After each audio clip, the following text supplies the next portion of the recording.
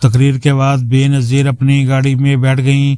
ان کی کار کافی دیر تک رکی رہی کیونکہ ان کے حامیوں نے اسے چاروں طرف سے گھیر لیا تھا۔ بھیڑ کو دیکھ کر بے نظیر کھڑی ہو گئیں اور ان کے ایمرجنسی ہیچ سے ان کے سر اور کندھے نظر آنے لگے۔ اس وقت 5:10 ہوئے تھے۔ اوون بینٹ جونز لکھتے ہیں، صبح سے انتظار کرنے والے بلال کو محسوس ہوا کہ اس کا وقت آ گیا ہے۔ وہ پہلے بے نظیر کی گاڑی کے سامنے گیا اور پھر اس کے بغل میں پہنچا جہاں کم لوگ تھے۔ اس نے اپنی پستول نکالی اور بے نظیر کے سر کا نشانہ لیا۔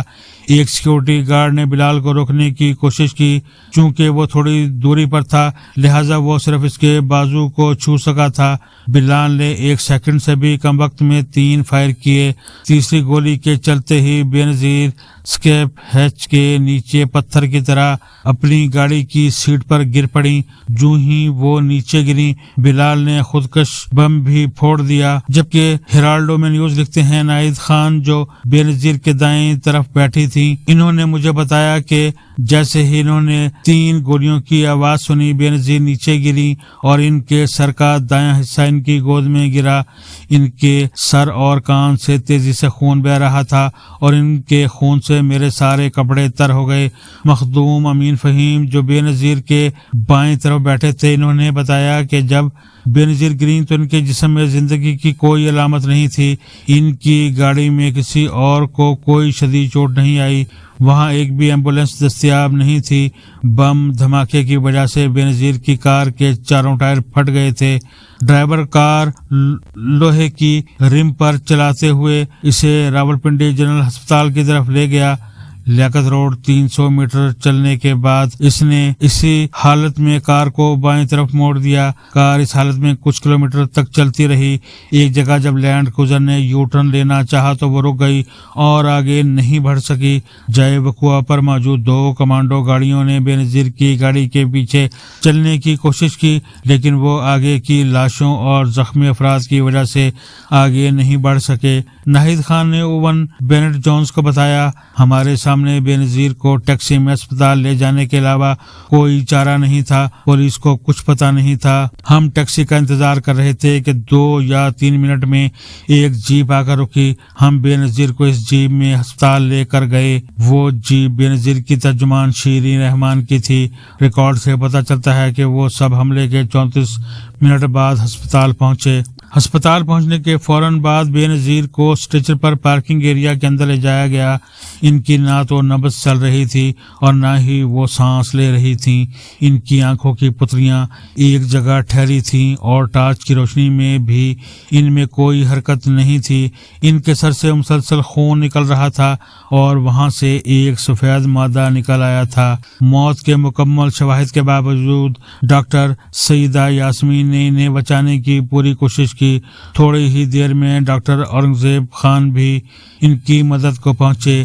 1 منٹ کے اندر ان کے گلے میں ایک ٹیوب ڈالی گئی۔ 5:50 پر ہسپتال کے سینئر فزیشین پروفیسر مصدق خان نے وہاں پہنچ کر چارج سنبھال لیا۔ بے نظیر کی ناک اور کان سے خون بہہ رہا تھا۔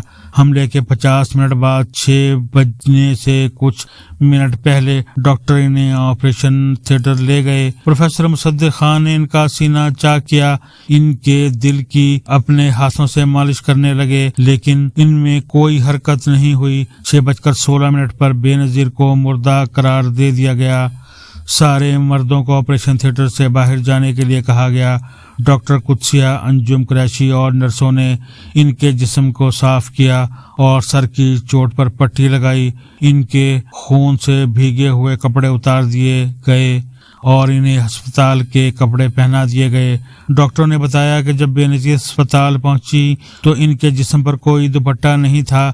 ابھی تک یہ معلوم نہیں ہو سکا کہ آخر دوپٹہ کہاں گیا۔ ان کے ڈیتھ سرٹیفکیٹ نمبر 202/877 میں موت کی وجہ کے کالم میں لکھا گیا کہ پوسٹ مارٹم کے بعد علم ہوگا۔ ڈاکٹر مصدق خان نے پولیس چیف سعود عزیز سے 3 بار پوسٹ مارٹم کی اجازت طلب کی لیکن انہوں نے 3 بار اس کی اجازت نہیں دی۔